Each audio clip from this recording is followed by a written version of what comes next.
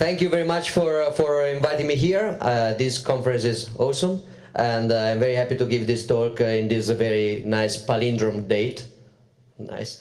I'm Giacomo Zucco. I have been already introduced. Now I am CEO of Blockchain Lab. Just 1 minute to tell you what, okay, if somebody is sick for the Prezi movement, just use the vomit bags next to the chairs. This is what we do.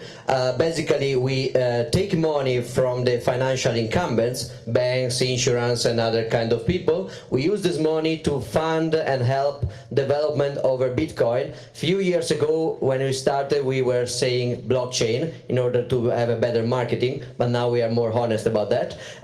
We basically do only stuff about Bitcoin, and we use this money to have this project. In return, we get knowledge from these experts, and we use the knowledge for consultancy. So this is what we do. What I'm going to talk about today is not technical or business, is basically politics. I'm talking about political attack vectors on Bitcoin and common political misconception. Just to start, 1 minute to review the fact that, in my opinion, which is right,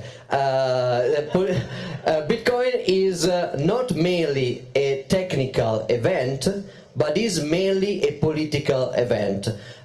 With this I mean that Bitcoin is the final outcome of a process that was mainly political in its origins, and also Bitcoin introduces some changes that are mainly political and economical, more than technological in itself.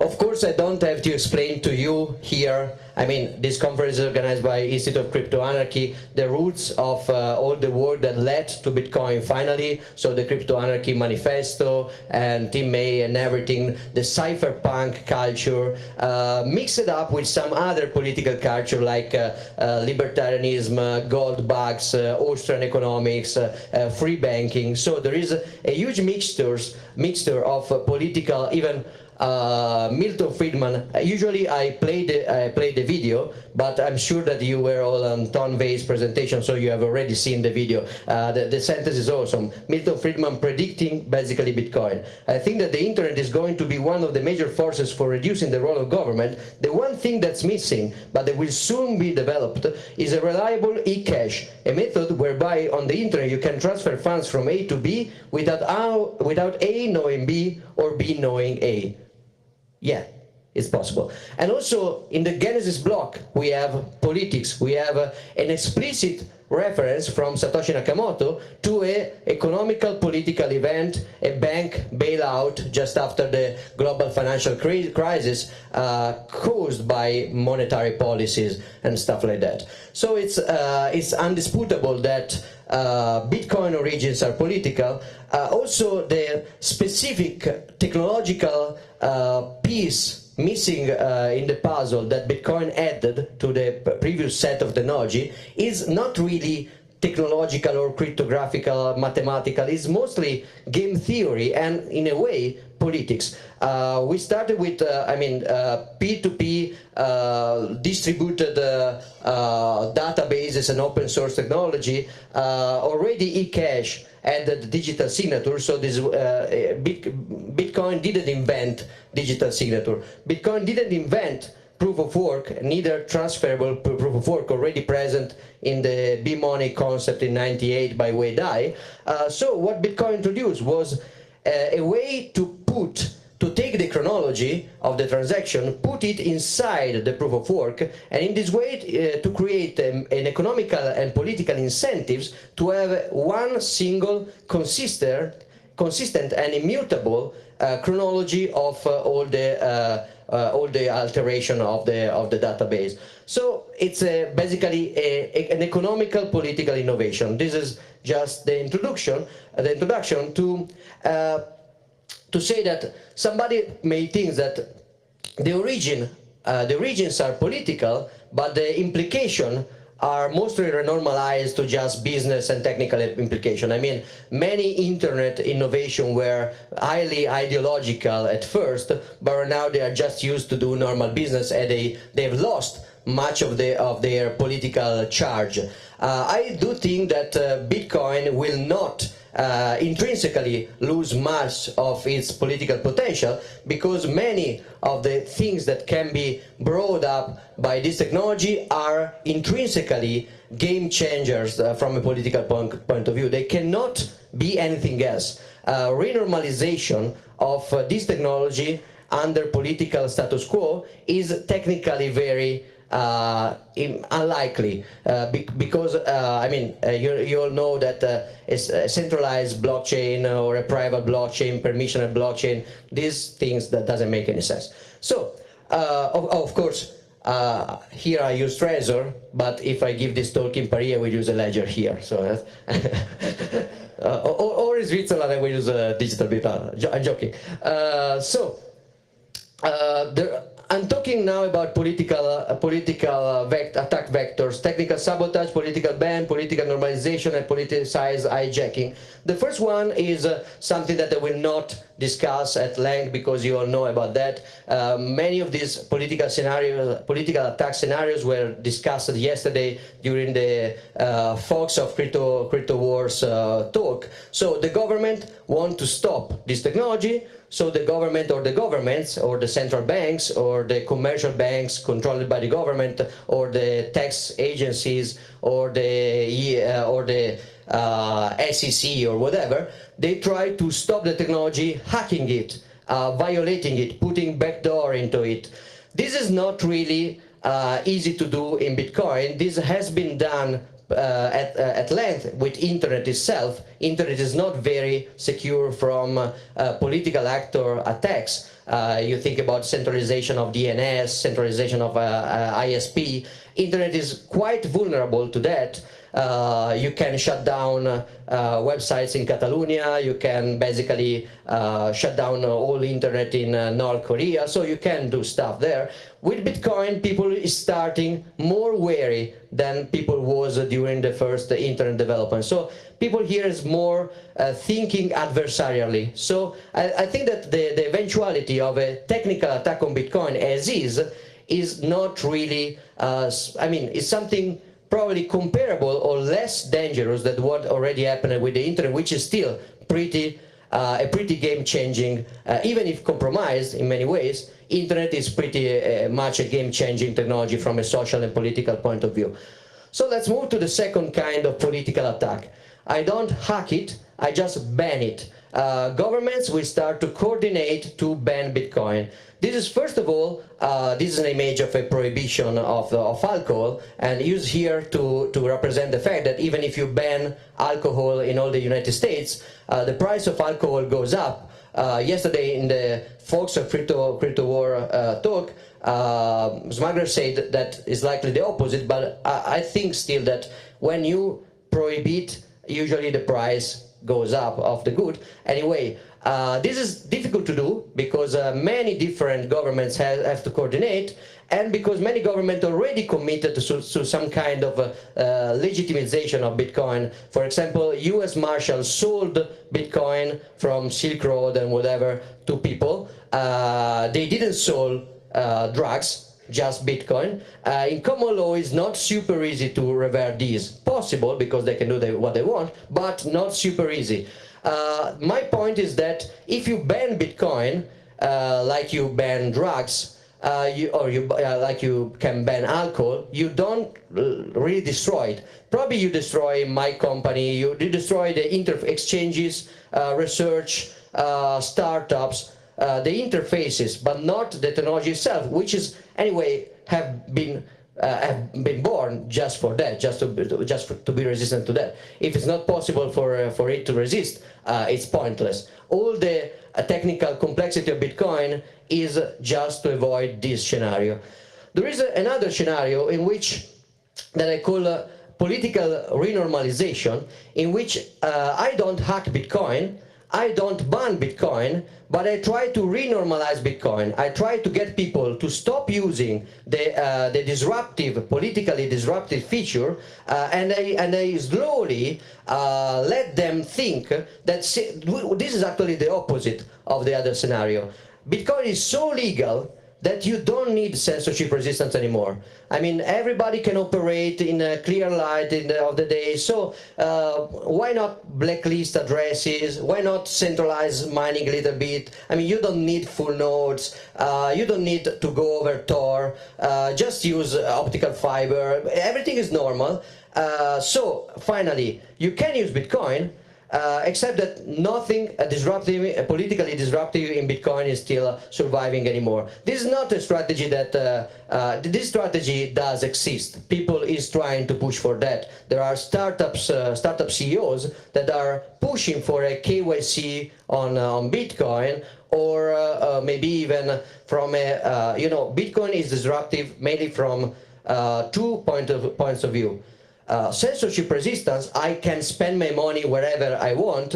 Privacy is just a part of censorship resistance, because if I spend my money and I pay WikiLeaks, and I can do that, but then you come to my house and you put me in prison, that's ex post censorship, because you will prevent me to do that again and other people to do that in the future. So that's another form of post facto censorship. The second one is sound monetary policy, which is different, which is something concerning more maybe the central banks, because it's changing the usual way to do monetary manipulation, basically. These two characteristics of Bitcoin could be changed by the renormalization. For example, I don't know how many of you watch Mr. Robot. There is the E-Corp, evil guy in bed with the government, and he says, yeah, Bitcoin is too free. We will launch an alternative which uses the same technology but is controlled by us as monetary policy, or as financial tracking and financial control. This is possible, unlikely.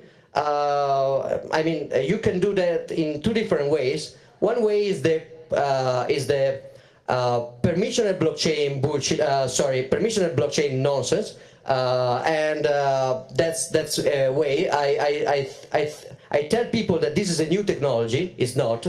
This is a new way to use the existing technology in a new disruptive political fashion and economical fashion. The other way is to create a fake cryptocurrency that you can actually discuss about with Vladimir Putin, because you control it entirely. You can do bailouts, you can do everything you want. You just walk in the garden with Vladimir and you discuss. This is another political renormalization. I mean, people talking about this kind of fake cryptocurrencies, they don't talk about censorship resistance very much. I mean, the point is the technology, right? We want to do shiny new startup-like things. We just want to buy Lambos, creating new apps, because we just want to have fun. We don't want to have the gloomy, libertarian, aggressive approach where everybody is trying to get to us. We are just happy people playing with rich statefulness. So this is one. I don't think that this kind of attack is very worrying, because you face this problem. This technology is useless if not used for its intended purpose. So this is a traditional trust-based system driven by horses. This is a first automobile, so this is Bitcoin. Of course, it's not perfect. It smells. It can the engine can explode. But this is called a Uber wagon. So basically, during the Great Depression, the people took engine out of the car and they put horses there and the man here. This can work. This stuff can go. It's not that it doesn't work. It just doesn't make a lot of sense, because it's very heavy for the horses and it's not very comfortable for the man driving there. It was not studied for that. The car was studied to be a car with all its pros and cons. So let's move, and parental advisory here, let's move to another kind of political attack. This was a political attack called renormalization, in which I tried to instill into Bitcoin something that was politically at odds with original Bitcoin, let's call it ideology. So Bitcoin is about privacy. What about KYC? Bitcoin is about sound money. What about inflation? So I'm just trying to counteract the ideology. What if instead I try to completely follow the ideology, the libertarian, sound money, free market, censorship-resistant ideology of Bitcoin, and I try to hijack that to distort, to manipulate that ideology in a way in which I will not seek support from some socialist professor at Cornell University, but I will seek support from libertarians and free market champions and maybe crypto-anarchists at crypto-anarchy institutes. What if I can twist some libertarian ideas in order to have a political attack driven by that side, the internal political hijack? Sorry, I had to do this. This is a cover slide for the political hijack attacks. Of course, what I'm about to say here is an alert, tinfoil hat alert. This could be an attack that is happening now. But even if you think that I'm crazy, that I'm paranoid, that I'm a conspiracy theorist, and this is not happening now, not in maybe in an organized way, that's completely possible. What I'm saying here is that this kind of attack could happen.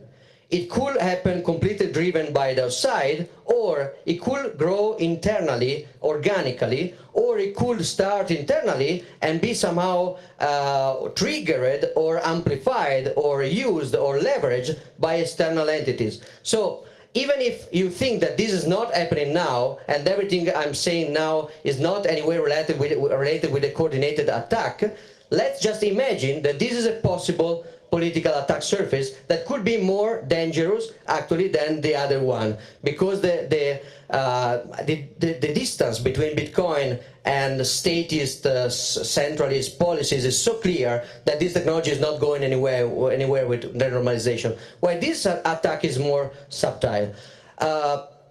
So I think that of course, this attack will not try to change Bitcoin in a way that it directly loses its characteristic, but it could be, it could be possibly, theoretically, a way to facilitate after a technical sabotage. So if I am part of this attack, I will tell we need KYC on Bitcoin. If I am part of this attack, I will just say, in order to have free market, we have to change all the core devs, and then we have to finish with one implementation that connects with the nodes of 3 companies in order to bootstrap. And so we get back to technical sabotage facilitated by the internal political sabotage. Convoluted, complex, unrealistic, probably, I don't know. Maybe I just like conspiracy theories. So I think that there are 2 main political misconceptions that can be used in order to perform or trigger or amplify this kind of attack in theory. And they are actually on the in different ends of the same spectrum. It's interesting because they are paradoxically used at the same time, but they are actually very, very far apart as a concept. The first kind of political misconception is the market versus central planning. Core devs are socialist central planners because they want to decide on a single repo, they want to decide how Bitcoin must work, while every characteristic of the software must emerge from the free market. I mean, we are all crypto-anarchists, we are free marketeers, we don't want central planning. This is a very powerful argument, especially for people that is not so strong about political science, and it can be suggestive for a prima facie libertarian guy. Yeah, I mean, I want free market, why I should listen to a central planner like Bitcoin Core developers, which will be, of course, a centralized hierarchical organization. Of course, it's not. The thing that the misconception here, sorry, this picture is not very, it sucks because I took it from distance, but this was about the speech yesterday, the speech about positive libertarianism. I don't know if the speaker is here, but it was very, very nice, and there was this part of the speech that was, the market is an abstraction. There are people and companies working on innovation. The market does not solve any problems. People do. the resulting interactions are then called the market. By saying market will solve this, you mean other people. What about you? So this is a nice concept, right? The market is not something that happens without anybody taking responsibility to try to create, propose, assume leadership, do something. The market doesn't exist in a purely entropic state where everybody is just a crazy partisan without any kind of organization. The trade-off is not between order and statism and violence and free market and crazy chaos. That's not the trade-off. The trade-off is violent order or chaos versus peaceful order and voluntary order and chaos. Actually, the market is every kind of system with free interaction, no coercion and not aggression. From this is usually always emerge. There is an emergent consensus from this, which is usually some leadership, authority, spiritual, philosophical. There is some specialization, division of labor. Nobody can do everything. You must rely on something else, someone else doing the stuff better, because that's how you can actually improve and build a society. Transactional cost minimization. I don't know if you are familiar with Ronald Coase. Ronald Coase is the economist that won the Nobel Prize studying how from a free market, something like a firm, a company, which is not free. Inside the company I have contracts, I have rules, I have hierarchies. The reason it is born is that it lowers transactional cost. So in the free market, there are emergent islands of order and hierarchy and organization. Also coordination. When we want to coordinate for language, protocol, we do create some kind of restriction of our liberty. It's not a violent restriction. It's a market-based restriction of all the degrees of liberty, degrees of freedom. Of course, what's keeping this system honest and what keeps this system from degenerating into totalitarian dystopian world is that these islands of organization, they can fail. They can be they have competition from outside. I create my company, I hire whoever I want, but if I'm wrong, I will pay. Skin in the game, feedback loop. Of course, if there is we are not in the market anymore, if any of these organizations start to eliminate the external pressure with coercion of aggression. So if you have, let's say, the core developers, which are not an organization, by the way, but I use let's say you have a company working on Bitcoin, that's completely legit. But if this company starts to kill or to kidnap people competing with it, like a government will do, if you compete with the government in the same territory, then you are out of the market and you are in the realm of brute force and not cryptographical brute force. So this one side of the debate, and it has some interesting corollaries, like technically emergent consensus inside the program versus artificial limits.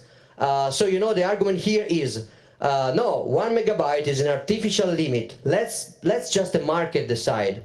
And you could actually go on and say no, 10 minutes is an artificial limit. Let the markets decide. And you could do that with any kind of piece of software, because software is actually a set of limitations proposed by the author of the software. The software is an ensemble of artificial limits that are useful for your goal. What is the best? I can give you a box, and I can tell you this box is so nice. This contains a program which is so flexible that you can do anything with it. It's more than Turing complete and stateful, rich stateful.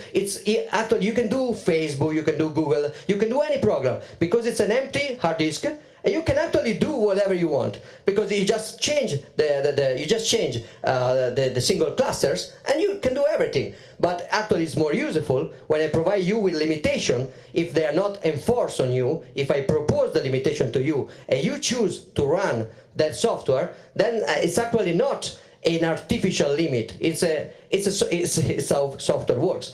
So this is a consequence of the first misconception. Another one, which is a completely separate kingdom, but has been used in the same kind of debate, is free speech versus censorship.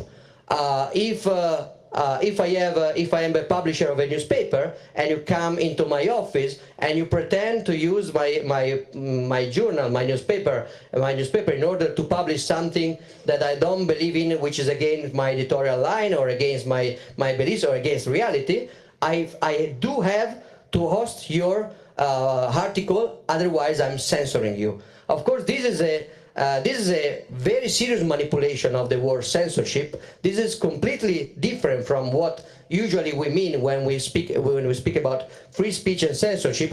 To be fair, this kind of misconception is not just present inside the political Bitcoin, block size, whatever debate. This is a misconception which is used in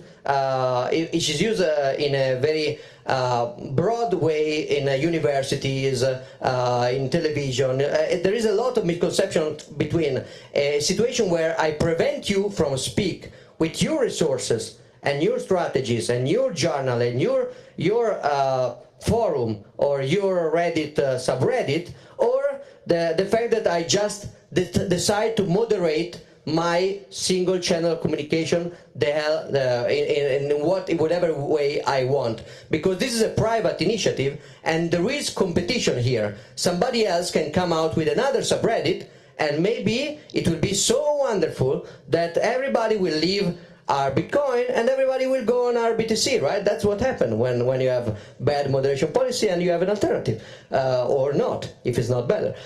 So these are two declinations of this kind of political attack and this kind of misconception. There is another one, which is interestingly actually at the other end of the spectrum. Actually the same people sometimes are saying, what's wrong with one company, one guy producing all the ASICs in the world? I mean, aren't we free market capitalists? It's just normal that just one guy can compete. What do you want? Government fixing quotas? Are you a socialist? It's nice to have. I mean, yeah, this implementation of Bitcoin connects with nodes of 3 companies, all participated by a single investment group. I mean, what's wrong with that? We are changing the protocol based on a meeting of 12 people inside the Hotel Marriott in New York. I mean, that's capitalism. We are CEOs, so we are free market. That's interesting because it's, as you can see, that's a completely opposite spectrum, but still used by the same people in my theoretical, not existent attack scenario. And it's based on basically 3 misconceptions, 3 sub-misconceptions. The first one is the centralization, like a company, a vertical company.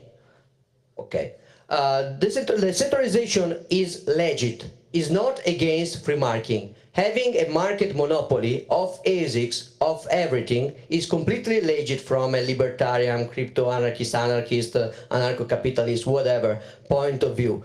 What it is not, it's legit, but it's dangerous, because it's very easy to censor and it's very easy to corrupt. So you cannot use the argument that creating a company that controls everything in Bitcoin is anti-libertarian. It's not.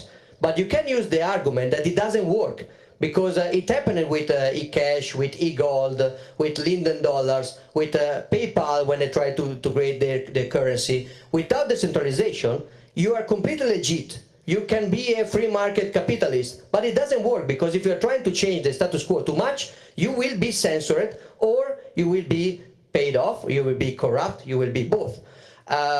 So this is basically also a misconception that comes from another misconception about what consensus really means. Some people not very expert technically in Bitcoin, they think that Satoshi Nakamoto delivered a magical trick that somehow can technically solve the governance problem, and when you have to upgrade the protocol or change the rule, actually you just use the consensus. But that's completely not true. Nakamoto consensus is used to solve a very specific governance problem, which is chronology of the transaction. What happens if this kind of consensus goes wrong? What happens is double spending risk, censorship. The solution is proof of work. So proof of work is the solution for the double spending problem. It's not the general solution for the rule changing problem. We don't have an automatic fair solution to this. Proof of work can be both, and can be both purchased by attackers without problems. Actually, it could happen. So another thing is that protocol coordination is very hard to bootstrap. This is also something related with, and I go to finish in 2 minutes, this is also related with monetization and profit. Satoshi Nakamoto could have just pre-mined Bitcoin. There was, or have done an ICO for Bitcoin. There's nothing ethically wrong in that if it's, I mean, if what you create is not scam, and if it makes sense. But the problem is that Satoshi chose not to do that because otherwise bootstrap the trust, bootstrap the network would have been extremely difficult. So you cannot use the classical hierarchical company structure for everything because we are trying to bootstrap a free, open, global network. Also, Bitcoin may be unique, may be an experiment which is very difficult to, if not impossible, to do again if it fails. The interesting thing about the unicity of Bitcoin is that even if I'm wrong, I'm right anyway. Because let's consider a classical objection to this. No, guy, Bitcoin is not unique. We need to change Bitcoin quickly, or altcoins will take over. The interesting logical consequence of this sentence is that incorrect, as you can read here. Very incorrect, because if Bitcoin is unique, then altcoin cannot take over because it's unique. No alternative network can provide the same value proposition, at least in the long run. But if it's not correct and Bitcoin is easy to replace and replicate, then what's the problem? We can still not change Bitcoin, some altcoin will take over, and we will be happy about that because we will have the final value proposition that we were seeking anyway. So this point must be considered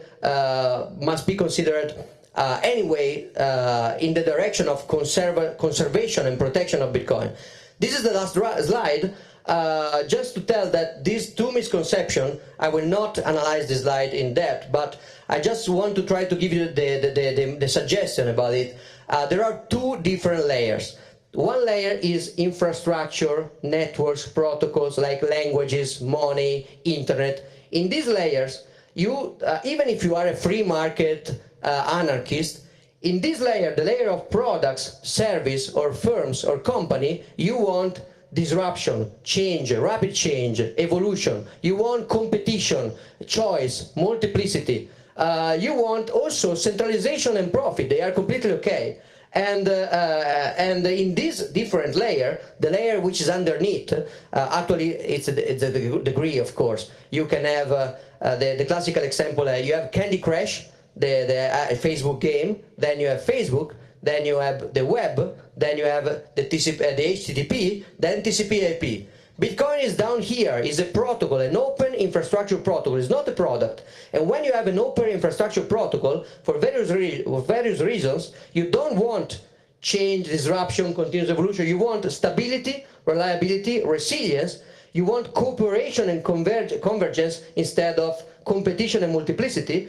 And you cannot have easily centralization and profit, not because it's not legit, but because it doesn't work. Sorry, it was a little bit longer than I expected. Questions?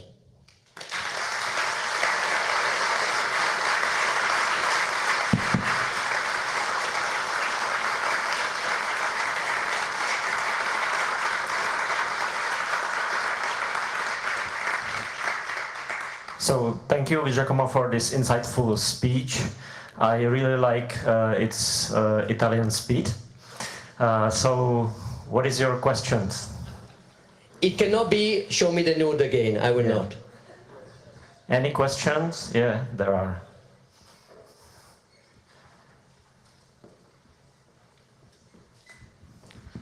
Thank you for a wonderful talk. Do you think that the recent merge of possibility to disguise S2X clients as S1X clients will somehow affect people's minds? Like, do you think they will wake up and see that S2X is fraud? Which people? The people organizing this, or the people pushing for this? The people who think that S2X is a good idea. So I think that there is not a unique answer to your question. I think that there are very different interests here. For example, I think that people with a lot of economical interest in Bitcoin ecosystem will probably chicken out and save face somehow before the disaster. While some people that has nothing to lose, maybe because it has not strong commercial interest but just a reputational interest, they could be incentivized to go on anyway. I give you an example. I don't think, maybe I'm wrong, but I'm not. Oh, sorry. No, I don't know. Maybe I'm wrong, but I don't think that before Bcash, Jianhu were really willing to split Bitcoin, because I mean it was a dangerous move for a miner to do. What happened? What happened is that after a conference, some developers that I sincerely believe are not strictly related with Jianhu, they decided to split anyway, and with a strange, funny difficulty adjustment algorithm, and then the miners started to play with it, to play games. But they would probably, they didn't with BXT, they didn't do that with B Classic, they didn't do that with B Unlimited. Probably they weren't going to go on with Bitcoin ABC or whatever, but somebody else did, and they started to play with it. Something similar could happen with B2X. A serious company that understands that this attempt to political takeover has failed. I mean, if it was possible to succeed, they would have gone over. But since it is clearly failed, they will probably step back. But maybe some developer that has bet all his reputation on this move, it will go on anyway, and some miner will play with it. So I think that the split is at this point still possible, maybe with a market cap comparable to, I don't know, maybe they will play with the market cap of Bcash or something like that.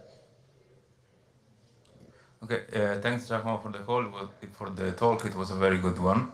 My question is, what can the Chinese government do to corrupt the miners, for example, and perform an attack? And the other one is, what can central banks do to attack Bitcoin, for example, by printing money to buy a lot of Bitcoin and then selling them, or something like that? So I think that both adversaries can do something which is anyway temporary, not really long-term damage, but in short term could be huge damage. Chinese government can ban Bitcoin mining, for example, but that will not be really a smart move. What I suspect they are trying to do is to nationalize Bitcoin mining somehow. So I mean, how many payment companies, how many every kind of company do you count, big ones in China? Usually one with a strong participation on the government. So that's their style of crony capitalism. So it's, I mean, I don't know, I'm not an expert of China anyhow. So I think that they will try to reopen exchanges and to smoothly switch the ecosystem from a distributed one to a centralized one. The kind of attack you can perform when you have control over mining is basically censorship for some time and double spending of your own money. Both things can damage Bitcoin in the short term, but then the long term you just you just give a competitive advantage to little not Chinese miner, or very little anonymous Chinese miner, or miners outside China. So you just destroy what you try to control. It's like, I mean, Mt. Gox had 90% of the market. What can you do if you control Mt. Gox? You can change the price with Willy. You can do a lot of things, but eventually you will just destroy your toy. So in the long run, I don't think that there's a, even if you, I mean, you are the Federal Reserve, you print money to buy some trillions of Bitcoin. I mean, thank you, and now, okay, now you sell. Okay, I mean, the traders will have more Lambos, and the holders like me, they will be sad for a while, and then we will wait. So, okay. In your last slide, you say that altcoins can help with, no, the previous one. There, you say that altcoins can help with anti-fragility. Yeah. So my question is, what about hard forks? Is this the case? Good question. Yeah, I didn't spell it, but yeah, I put anti-fragility. Many people say that Bitcoin is anti-fragile. It's nice to think that. We also have the T-shirt, I am anti-fragility from Scaling Bitcoin Montreal. Probably Bitcoin at this point is more robust than anti-fragile. The market around Bitcoin, the exchanges, the miners are anti-fragile context. The protocol itself is not anti-fragile, it is robust. If you cannot break it, but if you do break it, you probably create a lot of long run damage, in my opinion. So if altcoins were possible, you would have actually an anti-fragile system. The problem with altcoins is that when Bitcoin was born, it was so little that it was ignored, but and when it was known, it was so big that it was very difficult to attack. No altcoin can replicate that in a foreseeable future. If Bitcoin fails, every alternative will be compromised since day one, or will be just shut down immediately. It's very difficult to imagine a situation similar to Bitcoin. Also, the disappointment and the delusion will, the broken delusion will play a role in the trust of the next system. So I don't think it's possible to create a new Bitcoin. That said, there are different problems with an altcoin. One of these problems is distribution of the initial wealth. For coins, like the result of splits, they have a better wealth distribution than pure altcoin. They are more legit on that point of view. If in my personal